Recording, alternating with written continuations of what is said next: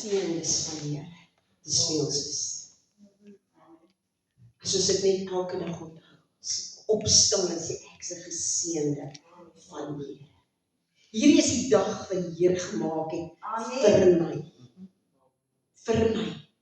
En as hy hierdie dag dan gemaak het vir my, kan die vyand nie kom en kom leuns vertel. Kan die vyand nie kom en my aanval nie, want ek is en bly 'n geseënde van God. En as jy geseënde is van God, mag die vyand jou nie aanraak nie. Tensy jy hom toelaat. Ek sê nou en dan gee die Here vir my 'n woord en ek sê, Here, wat beteken hierdie woord? Maar ek moet gehoorsaam wees en ek moet dit bring. Volgens die woord is ondersoek jou hart. Lukas 10 vers 25. Lukas 10 vers 25. En Jesus antwoord en sê, 'n sekere man het afgegaan van Jerusalem na Jerigo en onder sy rowers verval.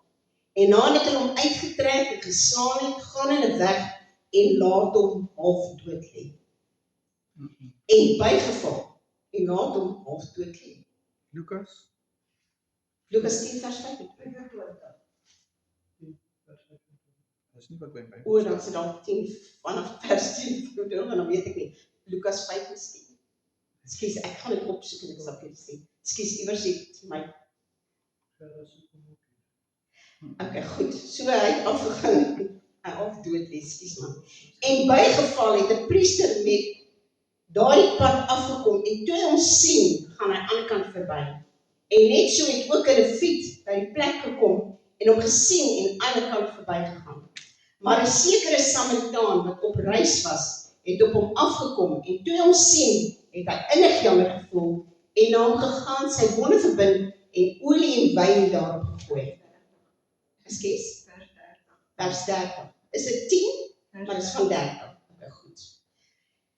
En na hom gegaan, sy wonde verbind en olie en wyn daarop gegooi. Hy het hom toe ook op sy eie pakdier gehelp en hom na 'n herberg geneem en vir hom gesorg.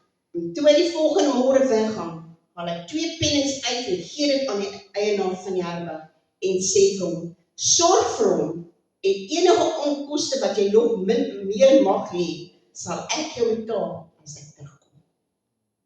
Eerstens merk ons op dat die geestelike leiers nie ag gee op hom. Die priester gaan aan die ander kant verby en nêrens sê die Bybel vir jou hoekom dit gebeur.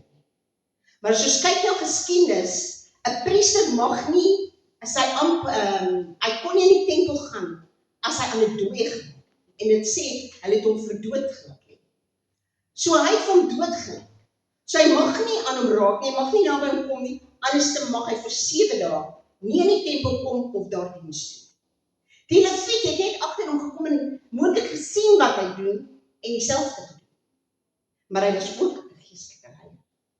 En dan kom die Samaritaan.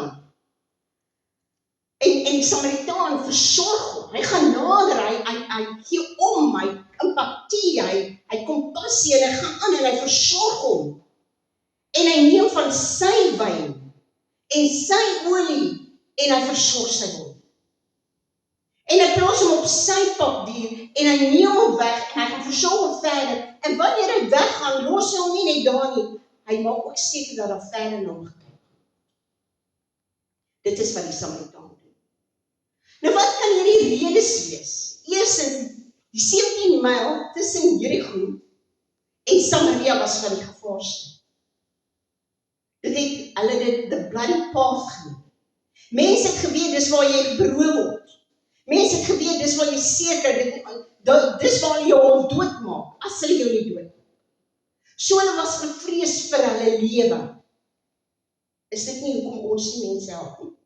Ons is bevrees vir ons lewe. Maar dat hierdie kompassie, die Samaritaan het hierdie kompassie. Hy gee om.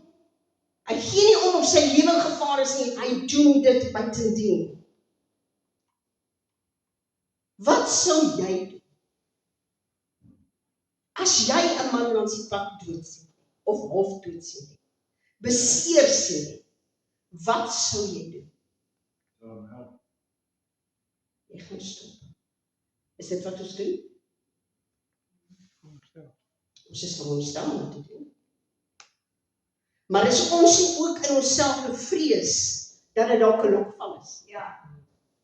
Ons lewe in 'n gevalle wêreld, dis die waarheid. Ek onthou toe ek groot geword het, as daar 'n kar langs die pad gestaan het my pa afgetrek. Ek gaan help. Gehoor of kan ons help?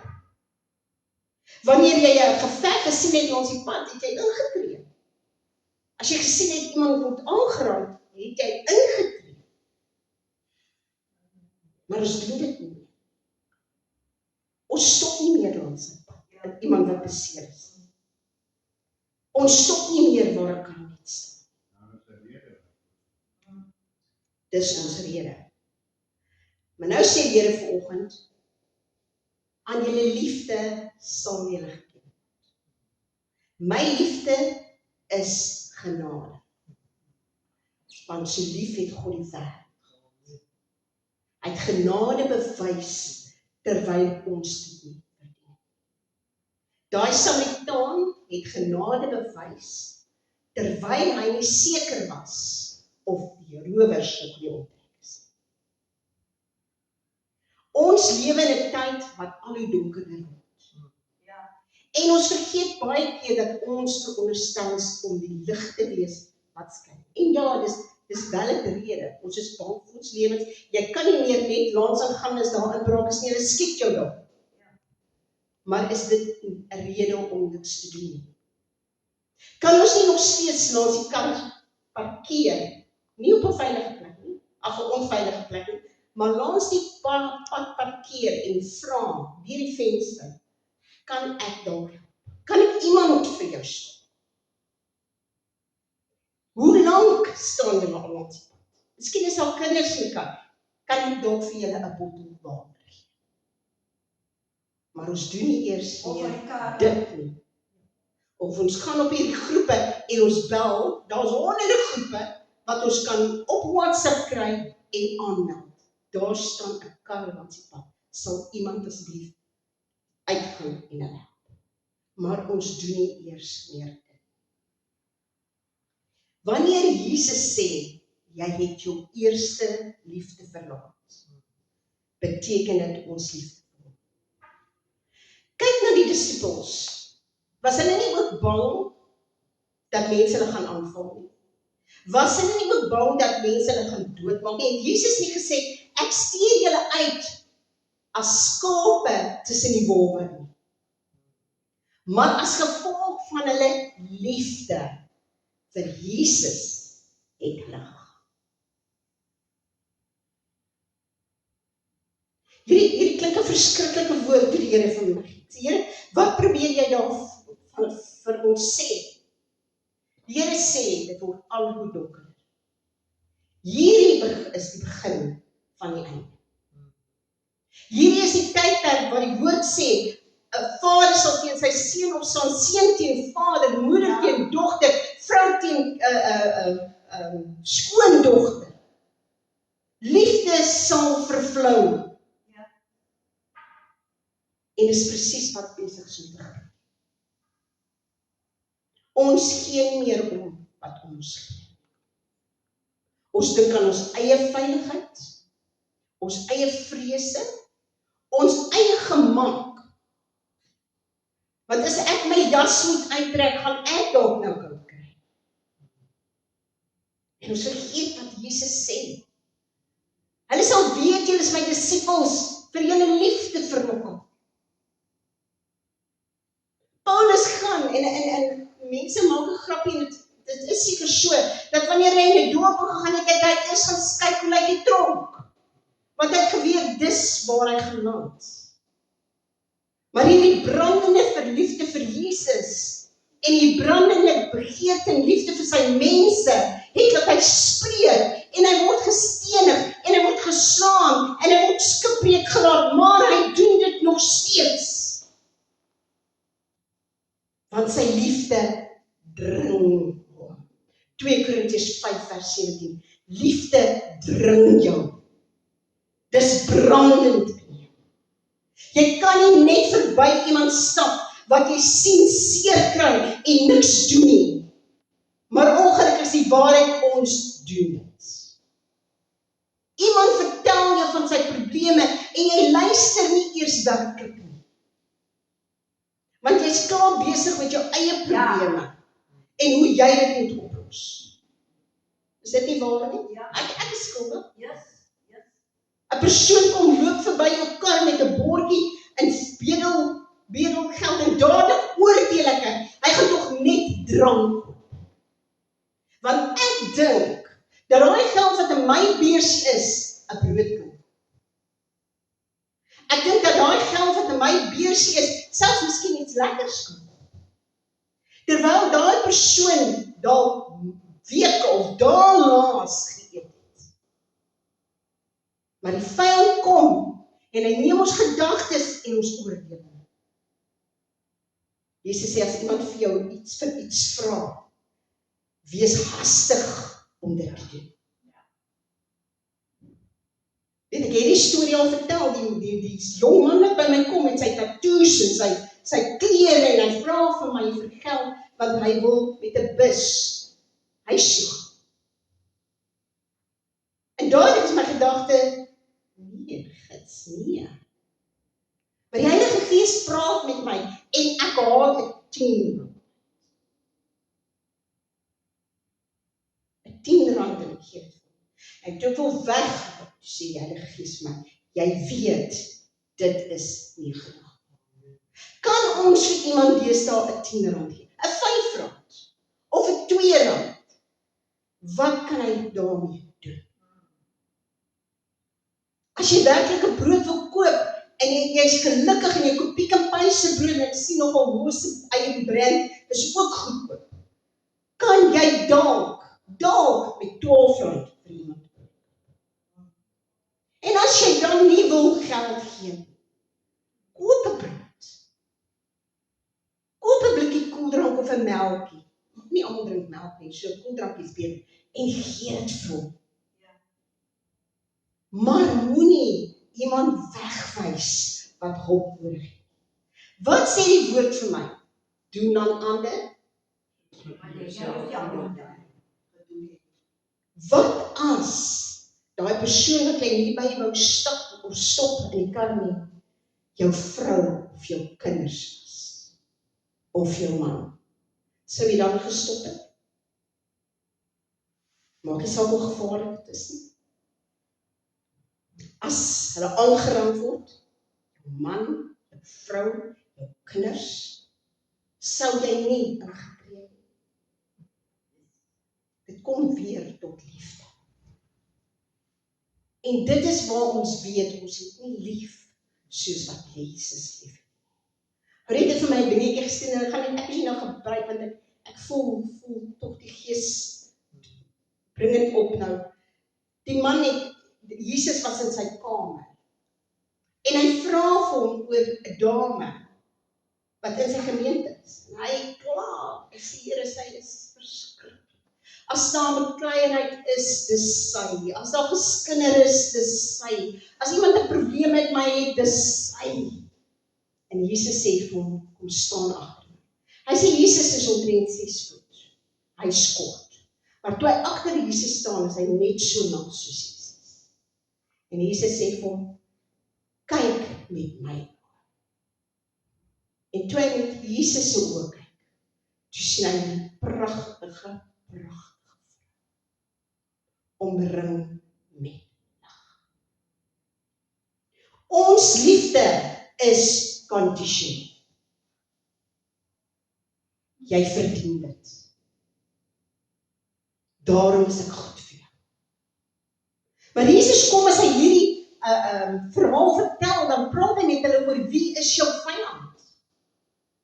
En onthou, almal wat nie met jou saamstem nie, is jou vyand op daai oomblik.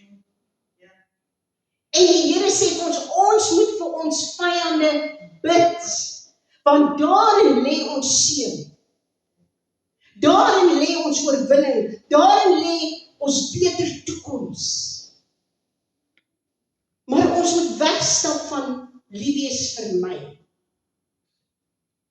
Lief wees vir my man en kinders. En hulle wat van my hou. Tot wat sê Jesus, wat is liefde? Die voorbeeld wat hy vir ons wys wat liefde is. En toe my die Here praat oor die woord van dit klink dan nou die Here beklein ons. Maar nee, hy sê dit word donker buite. En ons het nodig om uit te gaan. En as ons dan moet uitgaan, die ander woorde in jou buurman toe, na die dame op die hoek toe, na daai persoon wat donker en donkerte is, dan moet ons dink dat dit iemand is wat kosbaar is vir Jesus. Maar ons moet daai persoon sien as kosbaar vir ons. Want weet jy wat? Iemand het genoeg liefde in sy hart gehad om my van Jesus te doen. Iemand het genoeg liefde vir my gehad dat hy vir my gebid het. En Jesus het my so lief gehad dat hy my uit daai moeder uitgehaal het en op 'n rots geplaas. Die lewe gaan oor liefde. Dit gaan nie oor ons gemaak. Ons gaan die winkel toe en ons skrik elke keer as ons met 'n pakkie uitkom. Ja, die rykes is ryk, maar ons gemiddelde mense skrik elke keer. Die krag gaan op, die water gaan op, die petrol gaan op, die kos gaan op. Dit gaan nie oor jou gemaak nie. Ek dink ons is al verby daai dele van wat is jou gemaak. Maar wat is jou liefde? Wat is jou liefde komponent? Kyk jy na iemand en ja, jy sien die donkerte. Maar kyk jy met Jesus se oë en sien sy liefde vir daai persoon. Kyk ons na daai persoon en in liefde begin ons vir hom intree en bid, totdat die Heilige Gees vir ons sê, nou gaan praat met daai persoon. Vertel hom van my. Mense het lig nodig. Ons lig kan nie donker wees nie.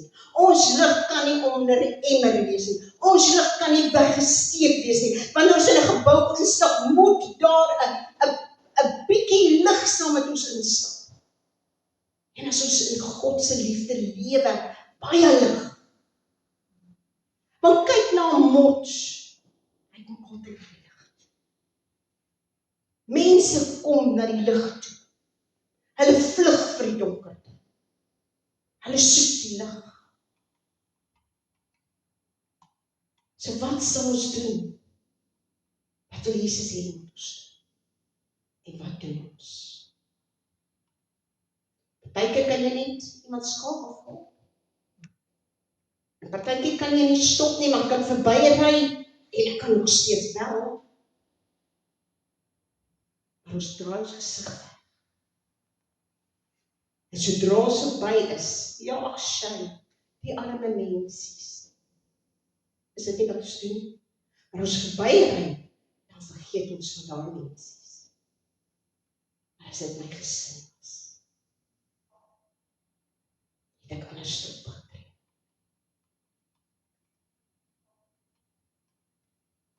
Die vrou word vertel, in Lukas 6:30 sê, maar gee aan elkeen wat jou iets vra, en eis jou goed nie terug van hom.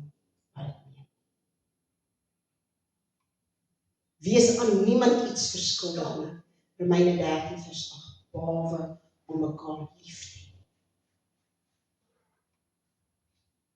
As Christus gedink het aan die kruis, was ons verloor. As Christus gedink het aan sy pyn en sy lyding en sy vernedering, dan was ons verloor. Maar vir die vreugde wat hom voorgehou is, het hy die kruis gedra, die smaak verag en aan die regterkant van God gesit, sodat ek en jy in hierdie liefde en die vryheid kan leef. Harriet Tubman is gebore as 'n slaaf in Maryland. Daar het sy verskriklike haglike omstandighede ervaar, mishandeling, onmenslike mishandeling ervaar. Sy is daar gebore as 'n slaaf, soos sy niks anders geken het. En eendag het een van die wagte 'n ander slaaf gegooi met 'n yster voorwerp, 'n gewig, en hy het haar teen die kop. En van daardie tyd af het sy verskriklike hoofpyn gekry, sy het flou geval, sy het aanval gekry, sy was siek. Maar nog steeds moes sy presies dieselfde doen wat sy altyd moes doen, sy slaap. Maar toe ontsnap sy. Sy's vry. Sy hoef nie meer dit te ervaar nie.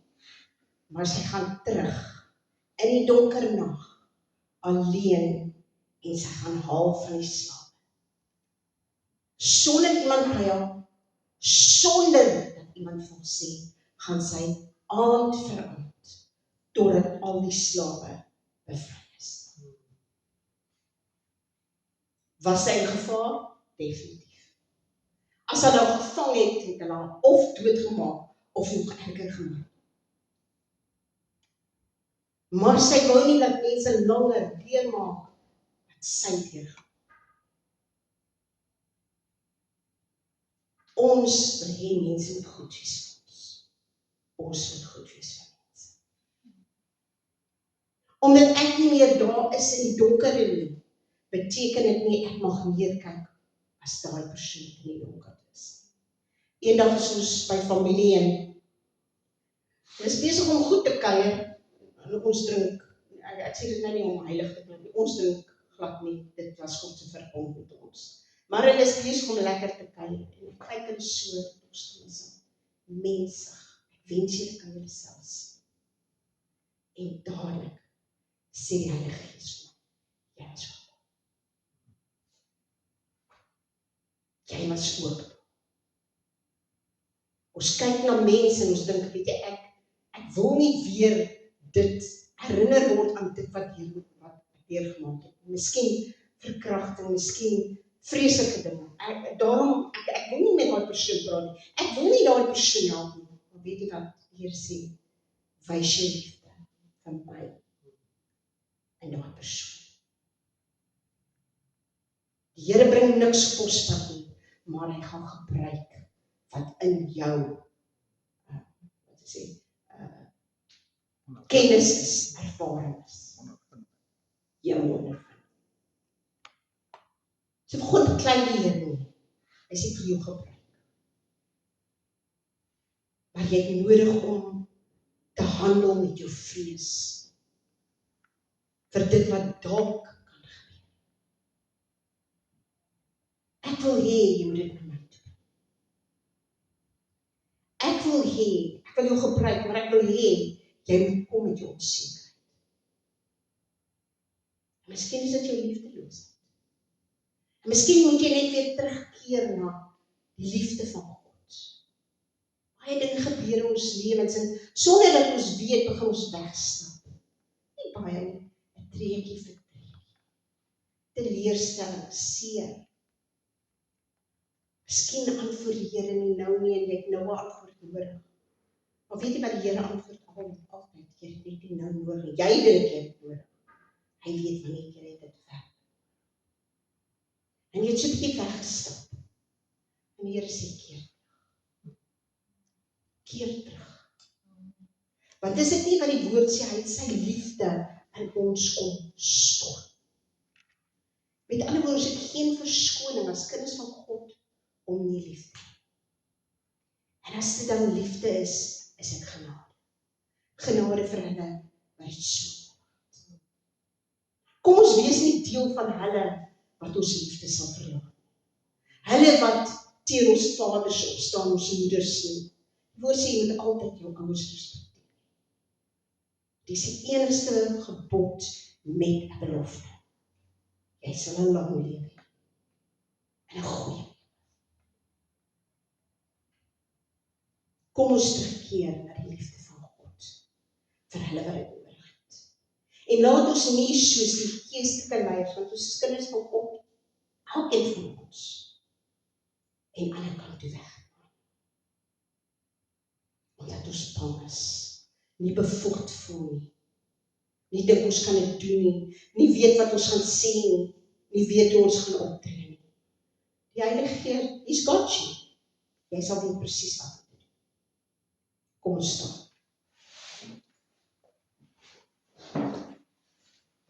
2 Korintiërs 5 vers 14 sê, die liefde van Christus dring ons. Dring ons. Dwing ons. Ons het geen ander keuse en ons wil dit doen. Dis soos asemhaal, jy wil dit doen, jy moet dit doen. Dis brandend in jou. Vader, dankie dat ons vanoggend kan kom in die magtige naam van Jesus. En Vader, hierdie woord, Here, is ons toeterus. Dit is besig om baie donker te word. En Vader, U het ons geroep om 'n lig vir nasies te wees. U het ons geroep, Here, om by daai weduwee stil te staan. U het ons geroep om by daai persoon te gaan stil staan wat in sy dronkenskap in die modder lê. En Here, iemand het ons lief. Iemand het U liefde aan ons te wys. Here, gee dat ons vir ons vyande sal bid soos nog nooit vantevore. Gee dat ons vir hulle wat in donkerte sit, nooit sal ophou om te bid nie. Here, hulle wat vasgevang is in hulle sondes, hulle wat vasgevang is in slawerny van die vyand, Here, dat ons nooit sal ophou bid nie. Want Here, U het ons eerste.